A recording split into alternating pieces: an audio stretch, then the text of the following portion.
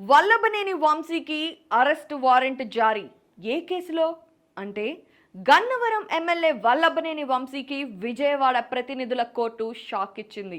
గతంలో ప్రసాదంపాడులో జరిగిన ఓ ఘటనపై కేసు నమోదైంది. అయితే ఆ కేసుకు సంబంధించి విచారణకు హాజరు కావాలని కోర్టు పలుసార్లు వంశీకి నోటీసులు అందించినా రాకపోవడంతో తాజాగా వంశీకి అరెస్ట్ వారెంట్ జారీ చేసింది.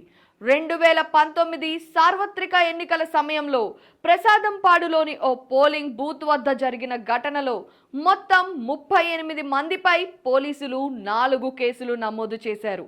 కేసు విచారణకు కోర్టుకు హాజరు కాకపోవడంతో వారెంట్ను గత విచారణలోనే న్యాయస్థానం జారీ చేసింది. ఇవాల్టి విచారణకు వంశీ హాజరు కాకపోవడంతో వారెంట్ అమలు చేయాలని పోలీసులకు ఆదేశాలిచ్చింది.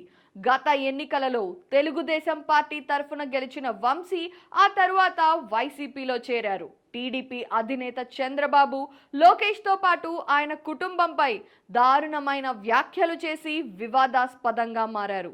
అయితే ఆయన ఇటీవలి కాలంలో రాజకీయాల్లో అంత యాక్టివ్గా లేరు. గత 2 నెలలుగా ఆయన గన్నవరం నియోజకవర్గానికి రాలేదని అనుచరులు చెబుతున్నారు. ఎన్నికలు సమీపిస్తున్న సమయంలో ఆయన రాజకీయాలకు దూరంగా ఉండడంతో ఆయన ప్లాన్లు ఏమిటో తెలియక అనుచరులు కూడా కంగారు పడుతున్నారు. ఎన్నికల్లో పోటీ చేసేందుకు అవసరమైన ఆర్థిక స్థోమత లేనందున పోటీ చేసేందుకు వెనుకడుగు వేస్తున్నారన్న ప్రచారం కూడా జరుగుతోంది. 2019 ఎన్నికలలో వల్లభనేని వంశీ టీడీపీ తరఫున పోటీ చేయగా వైసీపీ తరఫున యార్లగడ్డ వెంకట్రావు పోటీ చేశారు. చాలా స్వల్ప తేడాతో గెలిచిన వంశీ పార్టీ మారిపోవడంతో వెంకట్రావు టీడీపీలో చేరిపోయారు. ఇప్పుడు ఆయన టీడీపీ తరఫున పోటీ చేసేందుకు విస్తృతంగా పర్యటిస్తున్నారు. ఆర్థికంగా కూడా బలమైన నేత కావడంతో వెంకట్రావు నియోజకవర్గం మొత్తం చుట్టేస్తున్నారు. మరోవైపు వైసీపీలో వంశీకి పూర్తి స్థాయిలో సహకారం లభించడం కూడా లేదు. ఆయన టీడీపీలో ఉన్నప్పుడు తమపై కేసులు పెట్టి వేధించారని ఎక్కువ మంది వైసీపీ నేతలు ఆయనతో సన్నిహితంగా లేరు. పార్టీ మారినప్పుడు ఆయనతో టీడీపీ నుండి వెళ్లిన నేతలలో కూడా కొంతమంది మళ్ళీ వెనక్కి వెళ్ళిపోయారు. ఇలా నియోజకవర్గంలో అనేక రకాలుగా గడ్డు పరిస్థితి ఎదుర్కొంటూ ఉండడంతో వంశీ రాజకీయాలకు దూరంగా ఉంటున్నారు. ఆయన నియోజకవర్గంలో పర్యటించకపోయినా వైసీపీ పెద్దలు పట్టించుకోవడం లేదని కూడా అంటున్నారు.